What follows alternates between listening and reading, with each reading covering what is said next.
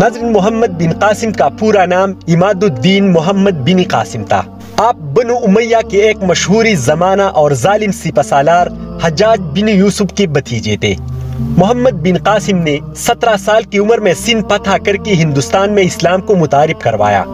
آپ کو پوری بری صغیر کے مسلمانوں کی مسیحا کا اعزاز حاصل ہے۔ سندھ کو اس لیے باب الاسلام کہا جاتا ہے کیونکہ ہندوستان پر اسلام کا دروازہ محمد بن قاسم کی سندھ فتح کرنے سے کھلا۔ ناظرین، اس دور میں جس علاقے کو سندھ کہا جاتا تھا، یہ علاقہ مغرب میں مکران تک، جنوب میں بحیرہ عرب سے لے کر گجرات تک، مغرب میں مالوے کے وسط اور راجپوتانے تک، اور شمال میں ملتان سے گزر کر جنوبی پنجاب تک پھیلا ہوا تھا۔ یہ تمام علاقہ سندھ کہلاتا تھا، مگر یہ 2 حصوں میں تقسیم تھا۔ جنوبی سندھ پر راجہ داہر کی حکمرانی تھی، جبکہ شمالی سندھ پر راجہ داہر کے بڑے بھائی طاہر سیاہ کی حکومت تھی۔ یہ دونوں بھائی ایک دوسرے کو بہت سپورٹ کرتے تھے۔ پھر ان دونوں بھائیوں میں اختلاف پیدا ہوا، جس کی وجہ کوئی اور نہیں بلکہ ان کی سگی بہن لاڑی تھی۔ نجومیوں کے مطابق لاڑی بہت خوش نصیب تھی اور جس سے اس کی شادی ہوگی حکومت اس کے پاس ہوگی۔ راجہ داہر نے نجومیوں اور اپنے درباریوں کے کہنے پر اپنی ہی سگی بہن لاڑی سے شادی کرنے کا حیران کن فیصلہ کیا، لیکن ان کے بڑے بھائی کو یہ بات بڑی ناگوار گزری، اور جب اس کے سمجھانے کے باوجود راجہ داہر اپنے فیصلے پر قائم رہا تو راجہ داہر سیاہ نے ایک بڑی فوج کے ساتھ راجہ داہر پر حملہ کر دیا۔ لیکن قسمت کو کچھ اور منظور تھا۔ جنگ چھڑنے سے پہلے ہی راجہ داہر سیاہ چیچک کی بیماری کا شکار ہو کر مر گیا، اور یوں راجہ داہر پوری سندھ کا راجہ بن گیا۔ ناظرین، اس دور میں سندھ بحری قزاقوں، لٹیروں اور سلطنتی عثمانیہ کے باغیوں کے لیے ایک محفوظ پناہ گاہ تھا۔ ایک مرتبہ سری لنکا کے حاکم نے کچھ تحفے خلیفہ کی خدمت میں روانہ کیے۔ جس جہاز میں یہ تحفے روانہ ہوئے اس میں کچھ مسلمان عورتیں بھی بیت اللہ کی زیارت کی غرض سے سفر کر رہی تھی۔ بیبل کے مقام پر یہ جہاز بحری لٹیروں کا نشانہ بنا اور اس میں موجود تمام مسافروں کو قیدی بنا لیا گیا، لیکن ان میں سے ایک شخص فرار ہونے میں کامیاب ہوا اور حجاج بن یوسف کی خدمت میں پہنچ کر اسی ساری رودات سنا ڈالی۔ چند کتب میں یہ ذکر بھی ملتا ہے کہ ان قیدی عورتوں میں سے ایک نے ایک رومال پر اپنے خون سے تحریر لکھی اور ایک شخص کے ذریعے اسی راجہ داہر تک پہنچا دیا۔ بہرحال جب راجہ داہر کو اس واقعے کی خبر ہوئی تو ان دنوں مسلمان اندلس یعنی اسپین اور ترکستان کے فتوحات میں مصروف تھے، اس لیے حجاج بن یوسف نے معاملے کو خط و کتابت کے ذریعے حل کرنے کی کوشش کی، لیکن راجہ داہر کے منفی جواب نے اسے شدید اشتعال دلایا، اور پھر تاریخی ہند کا وہ ناقابل فراموش واقعہ یعنی سندھ پر مسلمانوں کی یلغار کا واقعہ پیش آیا۔ حجاج بن یوسف نے راجہ داہر کو سبق سکھانے اور مسلمان قیدی عورتوں کی رہائی کے لیے ایک مضبوط فوج تیار کی اور اپنے 17 سال کے بھتیجے محمد بن قاسم کو سپہ سالار مقرر کر کے سندھ پر حملہ کرنے کا حکم دیا۔ ناظرین، مسلمان اس وقت سپر پاور کی حیثیت رکھتے تھے۔ روم اور فارس کی عظیم الشان سلطنتوں کے غرور خاک میں ملا چکے تھے۔ مسلم افواج کی ٹیکنیک، ہتھیاروں اور منجنیقوں کا راجہ داہر کے فوج کے پاس کوئی جواب نہیں تھا، اس لیے محمد بن قاسم کی فوج بیبل، جو موجودہ کراچی کے آس پاس کا علاقہ ہے، وہاں سے لے کر ملتان تک کے شہر یکی بعد دیگرے فتح کرتے چلے گئے۔ محمد بن قاسم نے فتوحات سے بڑھ کر جو کارنامہ انجام دیا وہ ان علاقوں کے احسن طریقے سے انتظام سنبھالنا تھا۔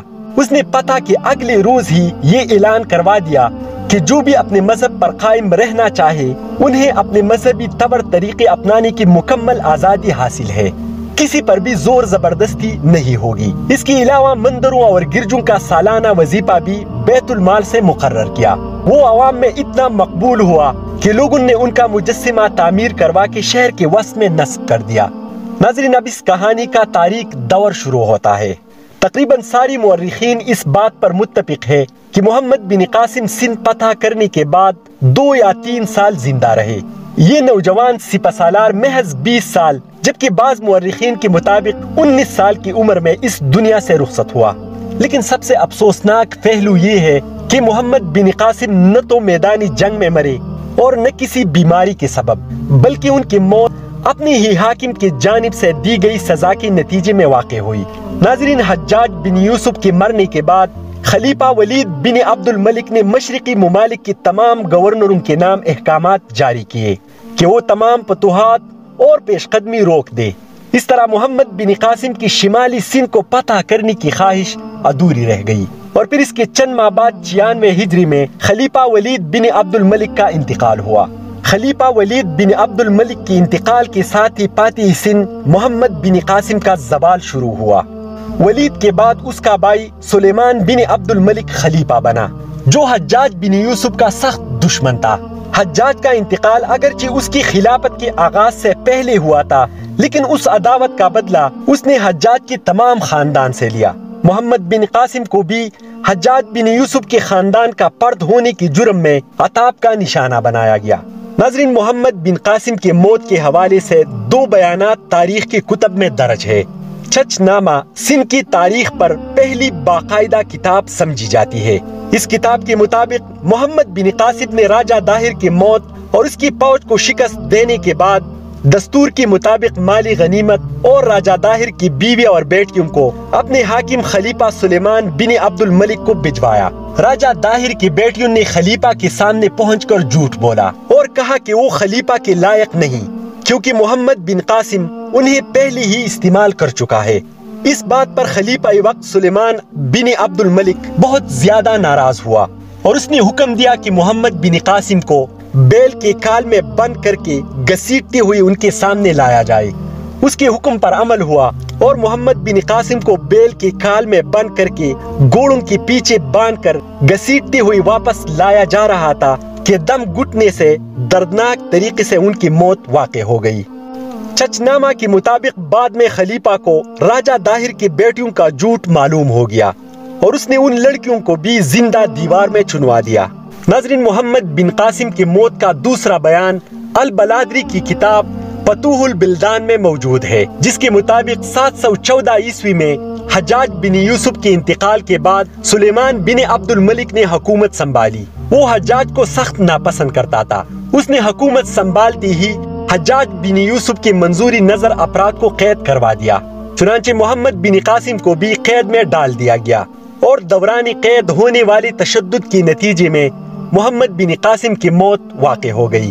ان دونوں ہی بیانوں کے مطابق حاکم وقت سلیمان بن عبد الملک ہی اس عظیم نوجوان فاتح کی اذیت ناک موت کا سبب بنا۔